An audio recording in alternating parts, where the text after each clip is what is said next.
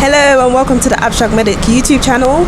Please make sure you like, comment and subscribe if you like what you see. Check out my other videos and yeah, hopefully it helps. So today I am going to be making a video on how I arrange my elective in Dubai, UAE. I have my phone as well to help me because there's so much to go through and hopefully I don't forget anything. And yeah, I apologize for not looking at the camera because as you can tell I'm not used to all of this, but hopefully it's informative. And yeah, so first and foremost, I want to start off by explaining what an elective is. And I know that it might be annoying and I will put timestamps in this video so that you can skip to the parts that are useful, but hopefully you can watch it through and hear my story. It is a real story because it's a 6-month long story as to how I arranged my elective. So yeah, first and foremost, what is an elective? So I'm going to speak from a UK perspective because I did medical school in the UK. So essentially in the UK, in medical school, we have our preclinical, then we have our clinical years, and our clinical years are like from years like 3 to 5 or 6, I believe. And then what we do is we spend the majority of our time in the hospital doing procedures, clerking patients, a whole host of different things in the hospital, right? Learning about how to be a doctor, how to be an F1. And so essentially what you do is you rotate from different specialties and different departments and you spend a certain amount of time in all the different departments. For example, you could start on cardio, then move to respiratory, then move to gastro. So you'll spend like maybe 3 or 4 weeks in cardio, then you'll move to respiratory and spend 3 or 4 weeks there, and then gastro and then 3 or 4 weeks there as well. So it kind of follows that same theme, a medical elective, where you spend a specific amount of time in a specific specialty or department in the hospital. The only difference between placement and an elective is you select where you want to be, you select the specialty you want to do, as well as where in the world you want to do it. So I believe that's what elective means. You elect the placement, you elect where you want to be and stuff like that. So yeah, that's essentially it. And I know a medical elective can involve stuff like labs and as well, but I'm speaking from a hospital perspective because I did mine in the hospital. So yeah, I have to arrange it, but I had to arrange mine personally. So I'm gonna go on to speak about my own. I'm gonna rant for a little while. I'm sorry, I have to because it's part of the story and you can skip, as I said, if you don't want to listen to this part. But so it took me about 6 months to arrange my elective, and the idea of this video is to ensure that it doesn't happen to you, that it doesn't take you as long as 6 months in order to arrange your elective, because it was stressful. But I'm just gonna quickly rant about what happened and then how I finally got to doing my elective in Dubai. So initially I started off by just emailing multiple different hospitals around the world essentially, and I would either get no response or I would get a response and I'd have different reasons. For example, because I attended a brand new medical school, so I didn't have any hospitals around the world that were affiliated with my medical school. So some of the responses were that the hospitals weren't willing to take on a medical student from a medical school that they weren't familiar with, which is fair enough because we had no affiliations. For example, a medical school that I know is affiliated with a few hospitals around the world is King's College London, and they have like affiliations with like hospitals in America, for example, and or Japan, for instance. But as a new medical school, we didn't have any affiliations, so they didn't accept us. They didn't accept an application from me at all, which is fair enough. And then some of them responded and said, okay, fair enough, you're from a new medical school, but it would be nice to be in contact with someone from your medical school so that they can form some sort of link or relationship between the medical school and the hospital. But that didn't happen, and I'm not going to get into that. But yeah, that connection between the medical school and the hospitals around the world did not happen. And so I kind of started to give up. I even tried Canada, no hope as well, because when I was trying to fill out an application to do my elective in Canada, what had happened was that my medical school was not in the drop-down list, so I couldn't even do the application in the first instant anyway. So I didn't. So I was starting to give up. But it wasn't until last year, June, I went to Dubai with my brother and sister. And when we arrived there, my brother was like, why not do your elective in Dubai? And I was like, oh my gosh, that's such a good idea. So it was mission Dubai. It was mission do your elective in Dubai. So what I did is I emailed hospitals in Dubai, and then no hope again. Either no response, or whenever they would respond, there would be out, and I would send a follow-up email for more information. They wouldn't respond to my second email. So it was just like a huge mess. But then a few weeks down the line, obviously I have to rearrange this elective, because it's to do with, like, if I don't go on my elective, I won't pass the year. Yeah, like, it has to be complete, it has to be done. So what I did was that I asked around as to how people were arranging their elective, and I was recommended this website called the Elective Network. And basically it's like a website that has a range of different hospitals that offer electives around the world, and it was so good because it helped me to like know where to look and what hospitals to email, because obviously if they're on that website then they accept people for electives. And so that's when I started to email these particular hospitals that were on the Elective Network website in America, in Japan, in just everywhere. But then after I decided to do my elective in Dubai, I went onto the UAE part of that website, and then I looked at all the different hospitals that were offering electives. And the good thing about that website is that it not only shows you how to apply, it also has like people's experiences that they put on, whether it's good, and how they applied, whether they needed to give like a CV or a just a bunch of different things that they had to send in order to apply for the elective, which was very helpful. And so from there I emailed all the different hospitals that were on there in the UAE, Dubai specifically, and had no response again. So back to square one with no response, not really knowing what to do. And I apologize for any background noise. Hopefully you can hear me loud enough. Yeah, and I'm really hot as well, so I'm sorry. But yeah, so I emailed and emailed, nothing back, or if they would respond, they wouldn't respond to my follow-up emails. And for this one particular hospital, I really wanted to go there because I knew it was a university hospital, this hospital in Dubai. But the issue is they did respond to my email. They asked me to send them over stuff like a CV, recommendation letter, also a fee for actually paying for the elective. And obviously you're not just going to send money. You're going to, for me, I had a few follow-up questions before I wanted to put in the money, give them money. So what I did was that I asked them a few of my follow-up questions and I didn't hear a response. And I was stuck between, do I just fill out the application and send the money and then hope that they respond to me after I've given that? But I thought that wasn't a wise decision. So at the same time I was liaising with this trying to liaise with this hospital, I decided to go on Google, and I found the hospital that I currently ended up completing my elective at just by a Google search. I apologize if this is all over the place, but I'm trying to make it as trying to give you a proper timeline. So yeah, I found it via Google search because obviously I used this Elective Network website in order to help me to know which hospitals were offering electives. But at the same time, I also was trying to do my own thing. So in terms of my own thing, what I did is I went on Google knowing that I wanted to do my elective in Dubai, and I made a list of all the different hospitals in Dubai.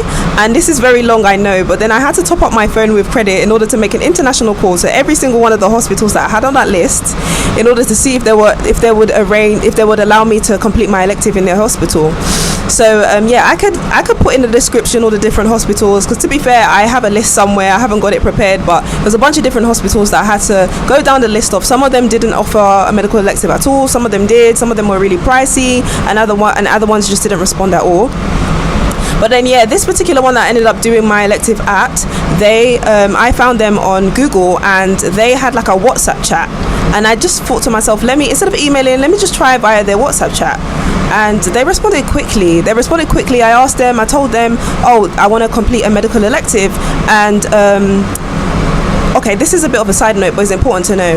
In Dubai, when you're searching, when you're looking around for arranging your medical elective, it's best to use the term clinical attachment or clinical observership, because that's what they're used to. But if you say medical elective, I'm not too sure if they'll say yes or no that they provide it. They might not really understand what you mean by medical elective, but here they refer to it as a clinical attachment, or specifically doctor shadowing or clinical observership. So when you're looking around, or if you're emailing or calling, I would recommend calling, because they're really slow with their emails generally. It's just not, they have multiple different reasons, but they're more of here in Dubai, they use WhatsApp chat more, to contact and communicate. So I would recommend just topping up and calling the hospitals directly and saying to the hospital, or asking the hospital, do you provide clinical attachments or clinical observerships at all? And you are a medical student trying to complete this in your hospital, and ask them whether they provide it. So essentially that's what you should do. Use those terms and hopefully they'll be able to direct you to the correct department and you'll be able to get the ball rolling. Do you know what I mean? So yeah, let me just look at the next thing. Okay, so after all of that rant, and hopefully that made sense, so I made a list of all the different hospitals in Dubai, and then I went through the list and just contacted them, called them, and saw what they said regarding the clinical attachment. And yeah, just going on to my actual hospital that I actually ended up going to. So in the end, the hospital that I ended up going with, they were very, very quick to respond to me, thank the Lord. I went on the WhatsApp chat with this hospital, asked for the department that deals with like medical or clinical attachments, and they gave me their email. I emailed the email that they gave me, and then they were responsive. They responded to me like that same day. In fact, they responded to me that same day, and they asked me to send my CV, passport, and visa copy, as well as a recommendation letter from my university. And then they said that once I've sent that over, they will send me like a document to sign for my clinical training agreement. Yeah, and then after, they said once I've signed that and sent it back, that's when I make the payment.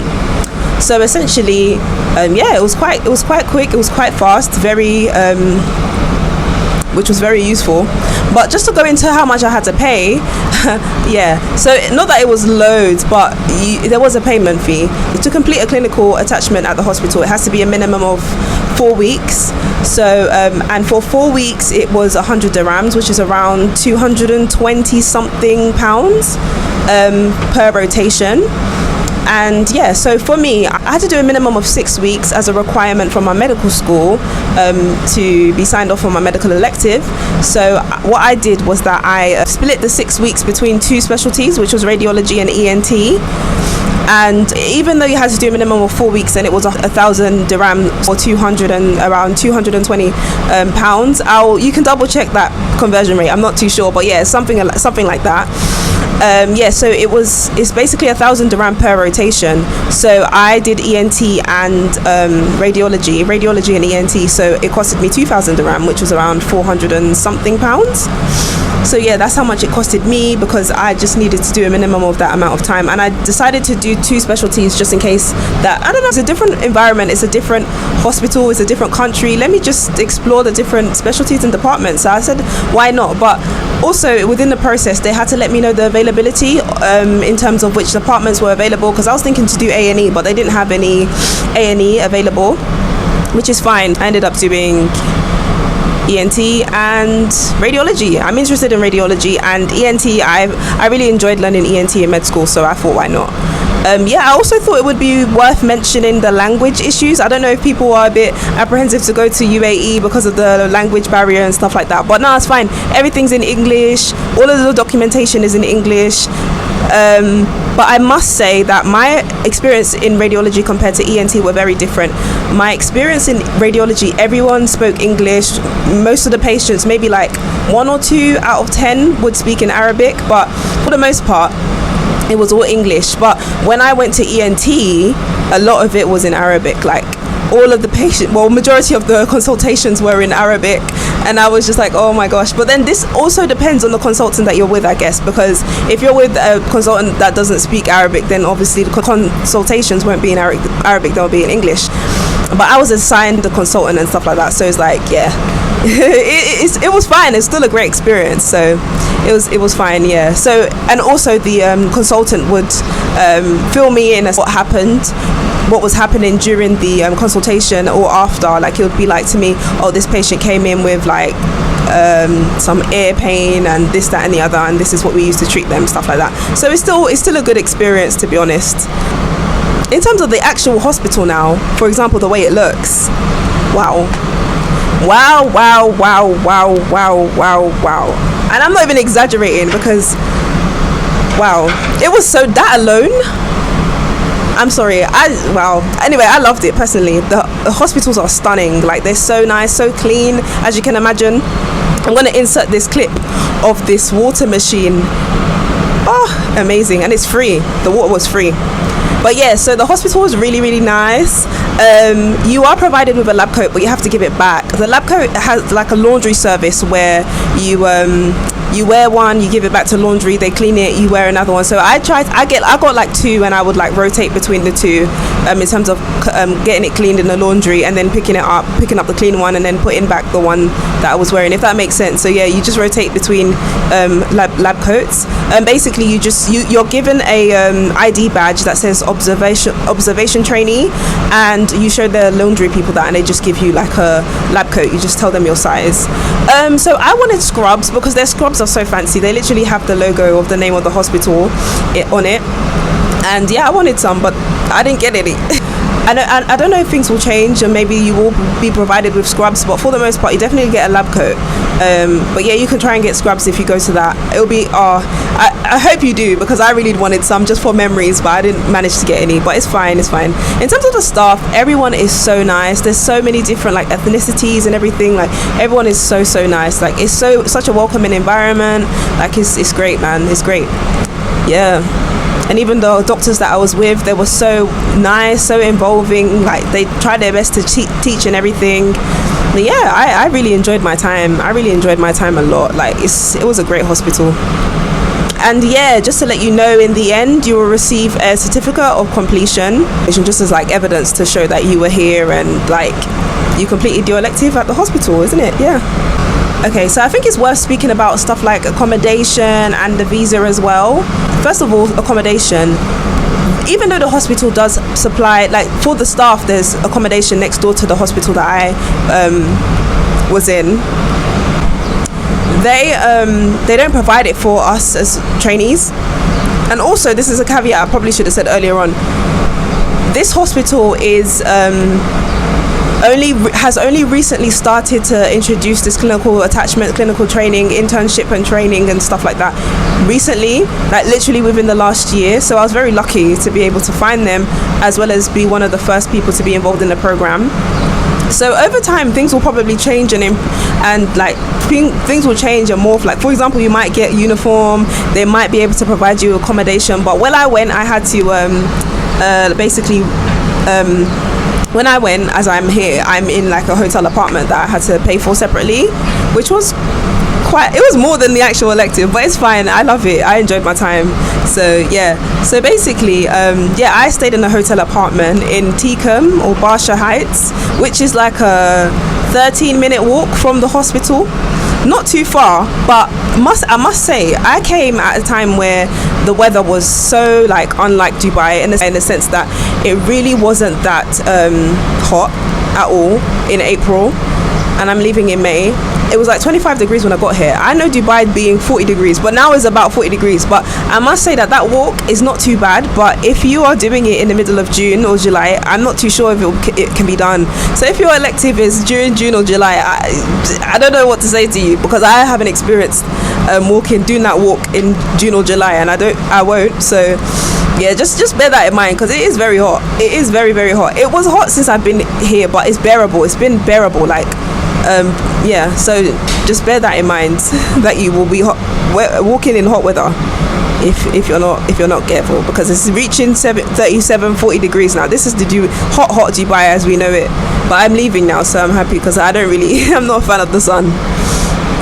But yeah, so that's that. Okay, for accommodation, you can pick between whether you want to do an Airbnb or or hotel apartment, but in my opinion, especially because I stayed here for 6 weeks, I really searched for somewhere that was affordable and had a kitchen as well as a washing machine, because I can't pack 6 weeks worth of things in a suitcase, even if I have two. Me personally anyway, like, because you have to remember, you're coming here for elective and being in a hospital, so you need clothes that are comfortable for you to wear in the hospital, as well as comfortable clothes for you to like just be around in Dubai, walk around, like basically holiday clothes, right? So you have to pack for 2 occasions in one. So I was like, I need a washing machine, so I got a washing machine, and that allowed me to like not overpack. And also a kitchen, because 6 weeks is a long time to be eating out all the time, for me personally anyway. So yeah, and also Airbnb versus hotel apartment, I would 100% always pick hotel apartment. One, because me personally, I'm alone in Dubai, and so it was nice being able to see other people, being around other people and feeling safe in a hotel apartment. Whereas, and also big thing for me, the cleaning. I did not come here to clean. And the thing is, I mean, that sounds really bad, but I'm not gonna lie, like, I came for my elective and I came to enjoy Dubai. I didn't come to constantly be cleaning all the time. Do you know what I mean? If it's an Airbnb, well, to be fair, I've never stayed in an Airbnb, but I assume you have to like upkeep it yourself. But here in a hotel apartment, I have housekeeping coming twice a week, which is more than enough. They came on a Monday and a Thursday to help clean up my apartment, and they would refresh the water, complimentary water. It's not, you don't have to pay for it. They would change your towels. They would put in tissue paper, so you don't have to pay for tissue paper. Change your sheets. Like, honestly, it's a no-brainer for me anyway. But if you want Airbnb, that's absolutely fine. But just letting you know that you should consider things like that, and that's why I'd always opt for a hotel apartment, because then you got a washing machine, your kitchen, stuff like that, so you can cook. Okay, I need to go into the visa part as well. Okay, so when you come to Dubai, everyone that is a UK resident or has a British passport gets their visa, 30-day visa stamp on arrival in their passport. I stayed obviously for 6 weeks in Dubai. Well, I stayed for 6 weeks in Dubai, which is over 30 days, of course. So I had to think about extending my visa or getting a visa that will cover the period that I'm here for in Dubai. So basically, when it comes to the visa, you have two choices. You can either buy your visa before attending, or you can either buy your visa before coming to Dubai, or you can do it in Dubai. So for the longest time, I was emailing around trying to find information as to what the best option would be, whether I should do my visa before coming to Dubai or whether I should do it in Dubai. I called immigration and they recommended that I do it in Dubai. They said that when I get to Dubai, because I get a 30-day visa already, and then I get a 10-day grace period where if I want to extend the visa, I can do by attending what they call an AMER center, an AMER center. There's so many in Dubai. If you're on the metro, you'll just see them left, right, center, wherever, when you're on the metro, just looking out. So you'll be more than fine finding one. But basically, in this AMER center, they just extend your visa in Dubai. And yeah, so I'm not too sure how much it would have costed if I did it before coming to Dubai, but I know that in Dubai, because so basically immigration, when I called immigration before I got here in Dubai, like maybe a month before or so, and they said to me that I should just extend it while I'm in Dubai by going to this AMER center that I mentioned before. So that's what I decided to do. But be aware and be wary, and maybe have evidence that you were told by immigration to do that, because when I got to the airport here in London, Gatwick, when I got to the check-in desk, they were saying you're staying for longer than 30 days, but there's no evidence that you have a visa. So they almost said that I couldn't go. But then because I had like a chat history showing that I'd spoken to someone regarding this visa, and they advised me to do the visa in Dubai when I got here, they said that it's fine, you can go. And I was just like, oh my gosh, can you imagine, excited for your elective, you get to London and then they're telling you that you might not be able to, you get to the airport and they're telling you might not be able to go. Wow, can you imagine? But anyway, yeah, so they let me go and I was absolutely fine in Dubai. The people in London, in the hospital, in the airport, they were more concerned about my visa than Dubai themselves. Got to Dubai, they stamped my passport. In fact, it even took quicker than it usually takes when I go to Dubai to cross where they give me my visa. Can you imagine? They didn't even care. But anyway, yeah, I got to Dubai, obviously, went in, no problem with entering Dubai, regardless of the fact that I had a visa, but regardless of the fact that I had a bit of a problem in London in the airport. So yeah, I ended up going with the advice of the immigration and extending my visa while I was in Dubai. So what I did was I attended the AMER Center during the 10-day grace period. So like I said, everyone that has a British passport gets a 30-day visa on arrival. So they stamp your passport, you have a 30-day visa to stay in Dubai. Then you have a 10-day grace period where they give you that long in order for you to decide whether you want to extend your visa or not. So in total, you actually have 40 days. If you include the 30-day visa as well as the 10-day grace period. But then I was staying for like 43 days in Dubai. So even though I needed like 4 extra days of my visa being extended. The minimum amount of time that they can extend a visa in Dubai is 30 days. So I had to pay for 30 days, even though I only needed 4 days, which is fair enough. So yeah, I did it in an AMA center, and I paid 895 dirhams, which is quite a lot of money, I know. So around 200, just over 200 pounds, like 220 maybe, for my 30-day extension of my visa.